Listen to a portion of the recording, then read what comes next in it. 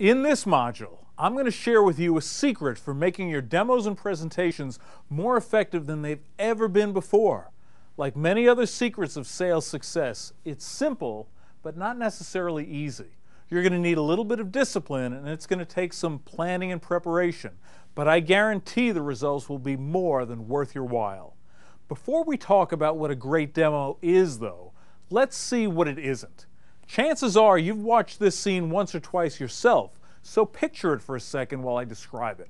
The salesperson giving the demo is obviously skilled and knows the product inside out. Her fingers are flying all over the keyboard. She's moving from one window to another, using hotkeys and shortcuts. She's really putting the system through its paces, showing off the hardware, making the software just sing. In fact, everything is moving along so well you'd think this was a terrific demo until you shift your gaze a bit and take a look at the customer.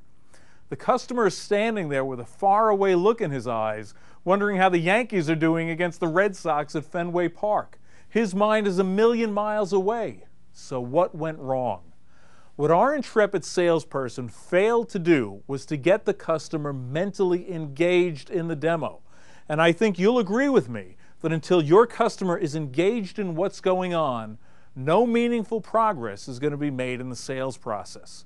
Salespeople who do demos like this may succeed in demonstrating their expertise, but they're missing the mark when it comes to getting the real job done. If you want to engage your small and medium-sized business customers with your demos, you'll need to stop thinking of yourself as the performer and start thinking of yourself as a choreographer. Turn the mouse and the keyboard over to your customer. Let it be their fingers on the keyboard, not yours.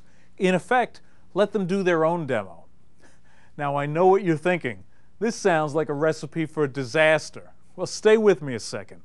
The key to making this approach work is to have a plan. This is the place for the planning and preparation I mentioned a few moments ago. Your plan should include one or two specific functions of the system that you want to demonstrate. These should be as simple and straightforward as possible.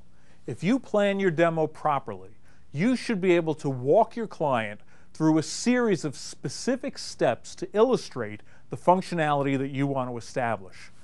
At the end of this series of steps, you'll want to build in some kind of payoff. Let me give you an example.